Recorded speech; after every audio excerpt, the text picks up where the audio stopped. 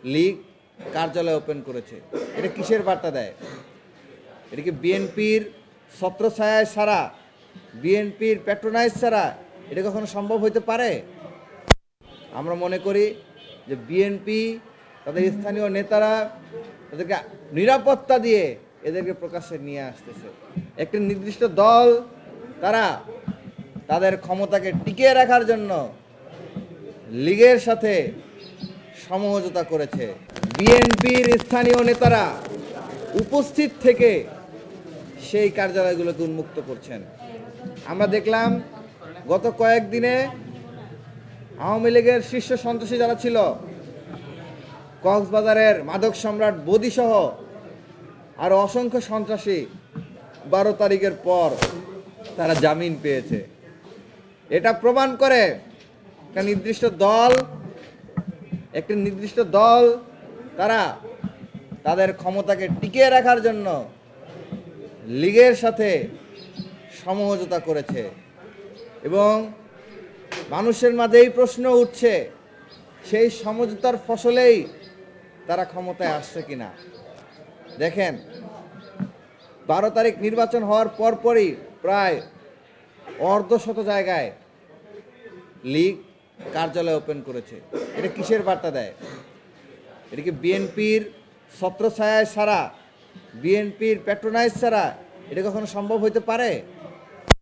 আমরা মনে করি যে বিএনপি তাদের স্থানীয় নেতারা তাদেরকে নিরাপত্তা দিয়ে এদেরকে প্রকাশ্যে নিয়ে আসতেছে।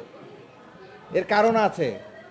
কারণ আজকে যারা বিএনপির নেতা মন্ত্রী হয়েছেন তারা তাদের অধিকাংশই, তাদের একটা অংশ দীর্ঘ সময় দেশ ছেড়ে পলাতক ছিলেন, দেশে ছিলেন না। তারা জানেন না দেশে কি হয়েছে। শিলং ফেরত সালাউদ্দিন সাহেব তিনি কথায় কথায় হুমকি দেন শিক্ষার্থীদেরকে, এই করবেন সেই করবেন। তার 5 আগস্টের আগে ছাত্র জনতা কিভাবে দেশকে মুক্ত করেছে সেটি তিনি জানেন না।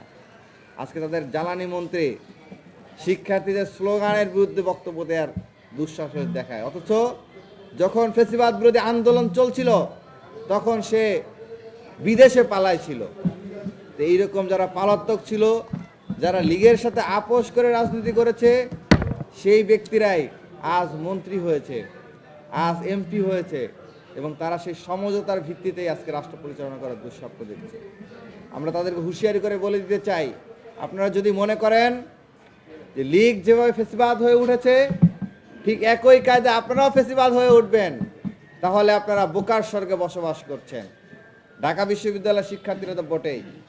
জুলাই জনতা বেঁচে থাকতে, এই প্রজন্ম বেঁচে থাকতে, জেনজি জেনারেশন বেঁচে থাকতে আপনাদের এই দুঃস্বপ্ন বাংলাদেশের মাটিতে কখনোই সফল হতে দেওয়া হবে না।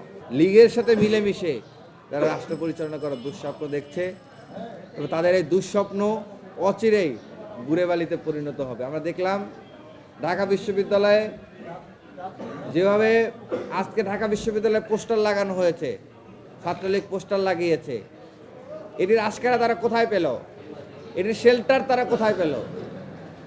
12 তারিখের পরে কি এমন ওহী নাজিল হইল যে তারা একেবারে ধরা ছোঁয়ার বাইরে চলে এসে তারা ঠিক আগের মতো আচরণ করা শুরু করছে?